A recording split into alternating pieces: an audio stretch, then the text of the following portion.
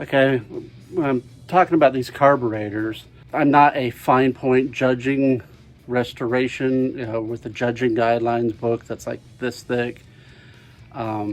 This video is more for differentiating the common person that has a Model A or is looking to buy a Model A that can tell the difference then. So this isn't supposed to be, the exact judging standard. If your Model A was built in, May of 1930, which carburetor is correct?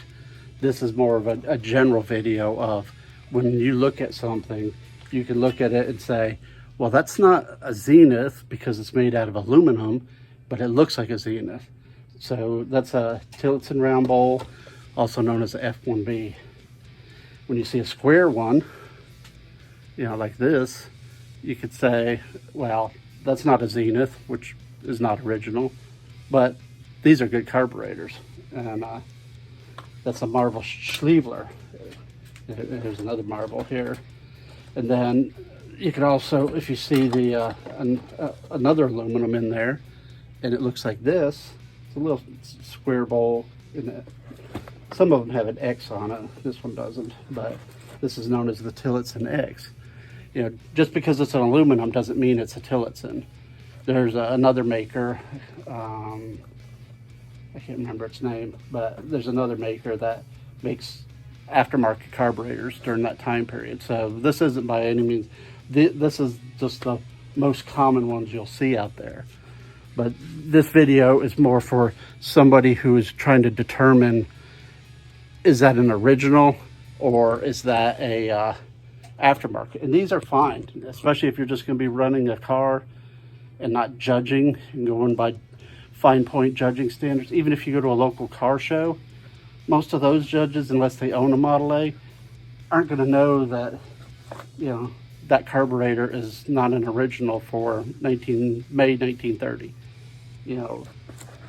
So unless you're going to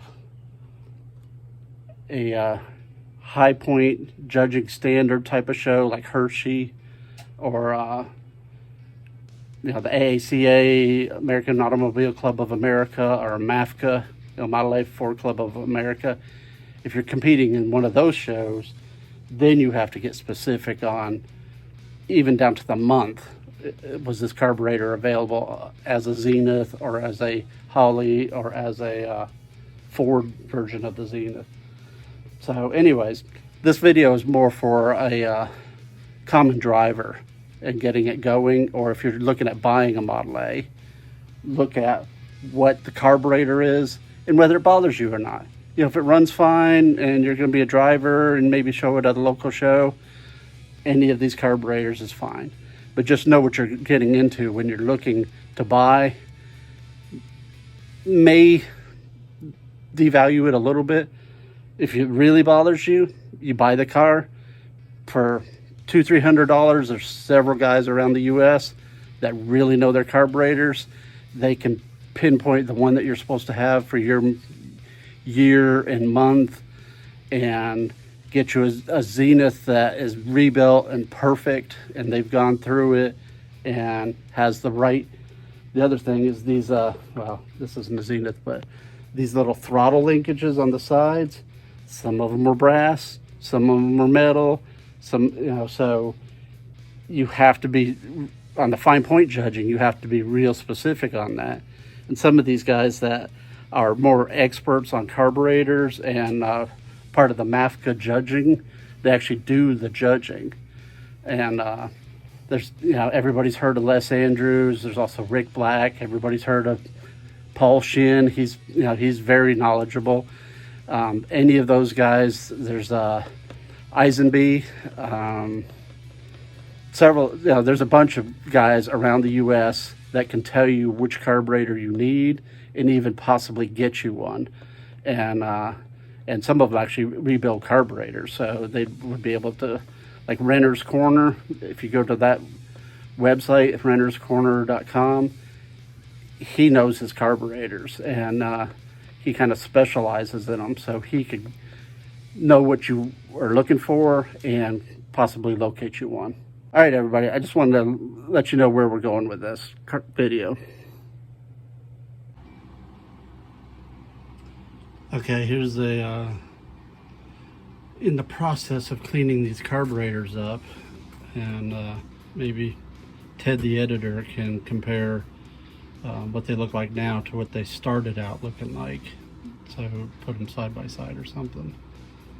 Anyway, so this is a Zenith 1, and I didn't take the throttle plate and shaft off on that one. And this is the Holly, and a little easier to see now that they're cleaned up. The H right there, and this is a raised H. Later on they went to engraved instead of this embossed, and you can see up above here there's another H right there. So this would be a earlier Holly, and then later on they went with the new numbering system, and this is a Zenith 1, and up here you can see the Z, and you can see it right there that it's like engraved in the casting, and this one also. So it's sunk in, and where they put the numbers is on the curve, so it's sometimes hard to see those, especially when they were rusty. And the other thing I got in here is the fuel sediment bowl. There's supposed to be a plug with a drain on it, so you can drain out any water or sediment. And the problem with these is, and there's a filter screen that goes in here, and then you screw the plug with the drain on it. But the problem with these is you can't see it just by looking at it. You'll see these glass bowls, and even if you're a driver, if you're not getting judged, some people will put this on there because it's preferable. And you can get paper filters that fit in these, this little ceramic element that fits in there that will allow the gas to pass, because gas is so thin, it's thinner than water, so the gas can pass through the ceramic, but the contaminants and rust will try to catch it. And then you have to unscrew this bottom screw, swing this out of the way, and pull the bowl down, and you can see if there's water or rust or sediment in it, and dump it out.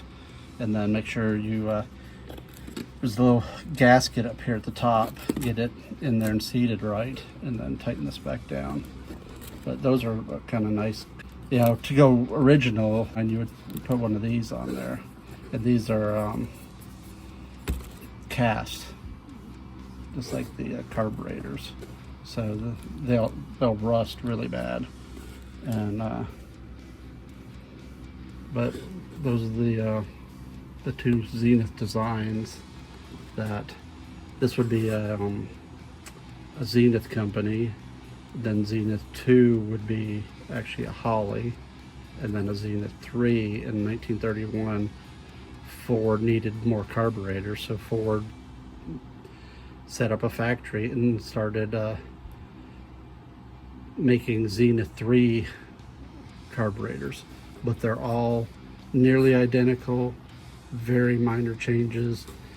You can even look inside both of these.